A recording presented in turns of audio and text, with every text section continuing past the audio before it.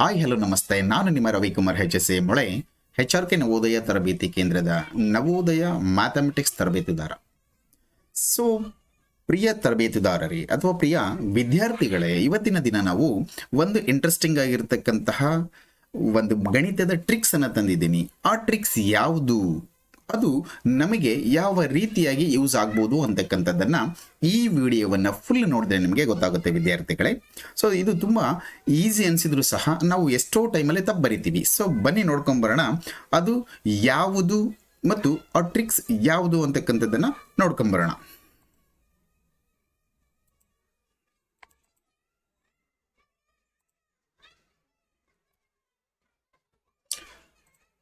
ಮತ್ತೊಮ್ಮೆ ನಿಮ್ಮೆಲ್ಲರಿಗೂ ಸಹ ನಮ್ಮ HRK ನವೋದಯ ತರಬೇತಿ ಕೇಂದ್ರದ ಶೈಕ್ಷಣಿಕ ತರಬೇತಿಯಲ್ಲಿ ಪ್ರವೇಶ ಪರೀಕ್ಷೆ ತರಬೇತಿ ವಿಭಾಗಕ್ಕೆ ನಿಮಗೆಲ್ಲರಿಗೂ ಮತ್ತೊಮ್ಮೆ ಸ್ವಾಗತವನ್ನು ಕೋರ್ತಾ, ಇವತ್ತಿನ ಒಂದು ಮ್ಯಾಥ್ಸ್ ಟ್ರಿಕ್ಸಲ್ಲಿ, ಈಸಿ ಟ್ರಿಕ್ಸಲ್ಲಿ ಅತ್ಯಂತ ದೊಡ್ಡ ಸಂಖ್ಯೆಗಳನ್ನು ಯಾವ ರೀತಿ ಬರೆಯುವುದು. ವಿದ್ಯಾರ್ಥಿಗಳೇ ಮತ್ತು ಸ್ಪರ್ಧಾರ್ಥಿಗಳೇ, ನಾವು ಅತ್ಯಂತ ದೊಡ್ಡ ಸಂಖ್ಯೆಗಳನ್ನು ಯಾವ ರೀತಿ ನಾವು ಬೈಪರ್ಗೇಷನ್ ಮಾಡಬೇಕು ಅಂತಕ್ಕಂಥದ್ದನ್ನು ಈ ಒಂದು ವಿಡಿಯೋದಲ್ಲಿ ನೋಡ್ತಾ ಇದ್ದೀರಾ. ನೋಡ್ರಿ, ಅತ್ಯಂತ ದೊಡ್ಡ ಸಂಖ್ಯೆಗಳನ್ನು ಬರೆಯುವಾಗ ಕೆಲವೊಂದು ನಿಯಮಗಳನ್ನು ಅನುಸರಿಸಬೇಕಾಗುತ್ತೆ. ಯಾವ ನಿಯಮಗಳು ಅಂತಂದರೆ, ಮೊದಲು ಎಷ್ಟು ಅಂಕೆಯ ದೊಡ್ಡ ಸಂಖ್ಯೆ ಬರೆಯಲು ಕೇಳಿದ್ದಾರೆ ಅಂತಕ್ಕಂಥದ್ದನ್ನು ತಿಳ್ಕೋಬೇಕು. ಅದು 1 ಅಂಕೆಯ ದೊಡ್ಡ ಸಂಖ್ಯೆನ, 2 ಅಂಕೆಯ ದೊಡ್ಡ ಸಂಖ್ಯೆನ, 3 ಅಂಕೆಯ ದೊಡ್ಡ ಸಂಖ್ಯೆನ ಅಥವಾ 4 ಅಂಕೆಯ ದೊಡ್ಡ ಸಂಖ್ಯೆ, ಈ ರೀತಿ ಎಷ್ಟು ಅಂಕೆಯ ದೊಡ್ಡ ಸಂಖ್ಯೆ ಬರೆಯಲು ಕೇಳಿದ್ದಾರೆ ಅಂತಕ್ಕಂಥದ್ದನ್ನು ಫಸ್ಟ್ ಅರ್ಥ ಮಾಡ್ಕೋಬೇಕು. ಅದಾದ ನಂತರ ಈ ದೊಡ್ಡ ಸಂಖ್ಯೆಯನ್ನು ಬರೆಯಲು ಕೇಳಿದಾಗ ಎಷ್ಟು ಅಂಕೆಯ, ಎಷ್ಟು ಡಿಜಿಟ್ನ, ಸೊ ನಿಮ್ಗೆ ಆಲ್ರೆಡಿ ಗೊತ್ತಿದೆ what is the difference between digits and numbers. So ಇಲ್ಲಿ ಎಷ್ಟು ಅಂಕೆಯ ಸಂಖ್ಯೆ ಕೇಳಿದ್ದಾರೆ. ಫಾರ್ ಎಕ್ಸಾಂಪಲ್ 5 ಅಂಕೆಯ ದೊಡ್ಡ ಸಂಖ್ಯೆ ಕೇಳಿದರೆ 5 9ಗಳನ್ನು ಬರೀಬೇಕು. 6 ಅಂಕೆಯ ದೊಡ್ಡ ಸಂಖ್ಯೆ ಕೇಳಿದರೆ 6 9ಗಳನ್ನು ಬರೀಬೇಕು. ನೆಕ್ಸ್ಟ್ ಏನು ನಿಯಮ ಇದೆ ಅಂತಂದರೆ, ನೆಕ್ಸ್ಟು ಅಷ್ಟು ಸಂಖ್ಯೆಯ 9ಗಳನ್ನು ಬರೆದ ನಂತರ ಅದಕ್ಕೆ ಭಾರತೀಯ ಸಂಖ್ಯಾ ಪದ್ಧತಿಯಲ್ಲಿ ಅಲ್ಪ ವಿರಾಮ ಹಾಕಬೇಕು. ಅದಾದ ನಂತರ ಈ ಒಂದು ಸಂಖ್ಯಾ ಪದ್ಧತಿಗೆ ಅನುಗುಣವಾಗಿ ನಾವು ಗುಂಪುಗಳನ್ನು ರಚನೆ ಮಾಡಿ ಓದಬೇಕು. ಇಷ್ಟು ದೊಡ್ಡ ಸಂಖ್ಯೆಗಳನ್ನು ಬರೆಯುವಾಗ ಇರತಕ್ಕಂಥ ನಿಯಮಗಳು. ಇನ್ನು ಅತ್ಯಂತ ಚಿಕ್ಕ ಸಂಖ್ಯೆಯನ್ನು ಬರೆಯುವಾಗ ಯಾವ ನಿಯಮ ಇವೆ ಅಂತಕ್ಕಂಥದ್ದನ್ನು ನೋಡೋದಾದರೆ, ವಿದ್ಯಾರ್ಥಿಗಳೇ, ಮೊದಲು ಎಷ್ಟು ಅಂಕೆಯ ಚಿಕ್ಕ ಸಂಖ್ಯೆ ಬರೆಯಲು ಕೇಳಿದ್ದಾರೆ ಅಂತಕ್ಕಂಥದ್ದನ್ನು ಹೇಳ್ಬೇಕು, ತಿಳ್ಕೋಬೇಕು. ಅದು 1 ಅಂಕೆಯ ಚಿಕ್ಕ ಸಂಖ್ಯೆ ಕೇಳಿದಾರ, 2 ಅಂಕೆಯ ಚಿಕ್ಕ ಸಂಖ್ಯೆ ಕೇಳಿದಾರ, 3 ಅಂಕೆಯ ಚಿಕ್ಕ ಸಂಖ್ಯೆ ಕೇಳಿದಾರ ಅಂತಕ್ಕಂಥದ್ದನ್ನು ತಿಳ್ಕೋಬೇಕು. ಅದಾದ ನಂತರ ಚಿಕ್ಕ ಸಂಖ್ಯೆಯನ್ನು ಬರೆಯಲು ಕೇಳಿದಾಗ ಮೊದಲು 1 ಬರಿಬೇಕು. ಮೊದಲು ಫಸ್ಟ್ 1 ಬರಿಬೇಕು. ನೆಕ್ಸ್ಟು ಈಗ 3 ಅಂಕೆಯ ಚಿಕ್ಕ ಸಂಖ್ಯೆ ಕೇಳಿದರೆ 1ಅನ್ನು ಸೇರಿಕೊಂಡು 3 ಡಿಜಿಟ್ ಬರೋ ಥರ ನಾವು ಸಂಖ್ಯೆಯನ್ನು ರಚನೆ ಮಾಡಬೇಕು. ಫಾರ್ ಎಕ್ಸಾಂಪಲ್ 1 ಬರೆದು ಅದ್ರ ಪಕ್ಕ 2 0 ಹಾಕಿದಾಗ ನಮಗೆ ಅದು 3 ಅಂಕೆಯ ಅತ್ಯಂತ ಚಿಕ್ಕ ಸಂಖ್ಯೆ ಆಗುತ್ತೆ. ಅದೇ ರೀತಿ 1 ಬರೆದು ಅದ್ರ ಪಕ್ಕದಲ್ಲಿ 4 0ಗಳನ್ನು ಹಾಕಿದರೆ 5 ಅಂಕೆಯ ಚಿಕ್ಕ ಸಂಖ್ಯೆ ಆಗುತ್ತೆ. ಸೊ ಈ ರೀತಿ ಎಷ್ಟು ಅಂಕೆಯ ಚಿಕ್ಕ ಸಂಖ್ಯೆಗಳನ್ನು ಬರೆದಿದ್ದಾರೆ ಅಂತಕ್ಕಂಥದ್ದನ್ನು ಮೊದಲು ತಿಳ್ಕೊಂಡು 1 ಬರೆದು ಅದರ ಪಕ್ಕದಲ್ಲಿ ನಮಗೆ ಎಷ್ಟು ಅವಶ್ಯಕತೆ ಇದೆಯೋ ಅಷ್ಟು 0ಗಳನ್ನು ಹಾಕೋಬೇಕು.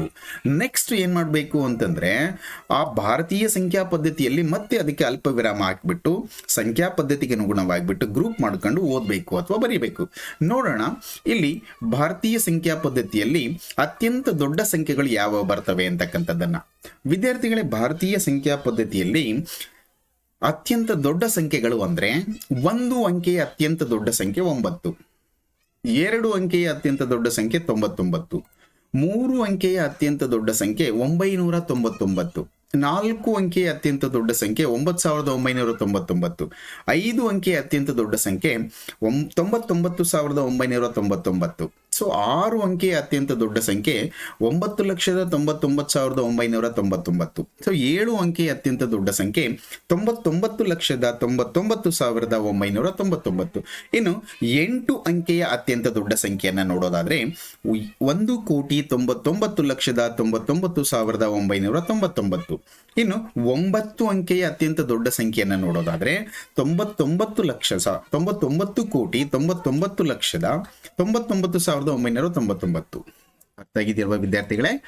ನೆಕ್ಸ್ಟ್ ಅತ್ಯಂತ ಚಿಕ್ಕ ಸಂಖ್ಯೆಗಳು ಯಾವ ಇದಾವೆ ಅಂತಕ್ಕಂಥದ್ದನ್ನು ಒಮ್ಮೆ ನೋಡ್ಬಿಡೋಣ. ಸೊ 1 ಅಂಕೆಯ ಅತ್ಯಂತ ಚಿಕ್ಕ ಸಂಖ್ಯೆ 1. ನೆಕ್ಸ್ಟ್ 2 ಅಂಕೆಯ ಅತ್ಯಂತ ಚಿಕ್ಕ ಸಂಖ್ಯೆ 10. 3 ಅಂಕೆಯ ಅತ್ಯಂತ ಚಿಕ್ಕ ಸಂಖ್ಯೆ 100, 4 ಅಂಕೆಯ ಅತ್ಯಂತ ಚಿಕ್ಕ ಸಂಖ್ಯೆ 1000, 5 ಅಂಕೆಯ ಅತ್ಯಂತ ಚಿಕ್ಕ ಸಂಖ್ಯೆ 10,000, 6 ಅಂಕೆಯ ಅತ್ಯಂತ ಚಿಕ್ಕ ಸಂಖ್ಯೆ 1 ಲಕ್ಷ, 7 ಅಂಕೆಯ ಅತ್ಯಂತ ಚಿಕ್ಕ ಸಂಖ್ಯೆ 10 ಲಕ್ಷ, ಇನ್ನು 8 ಅಂಕೆಯ ಅತ್ಯಂತ ಚಿಕ್ಕ ಸಂಖ್ಯೆ 1 ಕೋಟಿ, ಇನ್ನು 9 ಅಂಕೆಯ ಚಿಕ್ಕ ಸಂಖ್ಯೆ ಅತ್ಯಂತ ಚಿಕ್ಕ ಸಂಖ್ಯೆ 10 ಕೋಟಿ.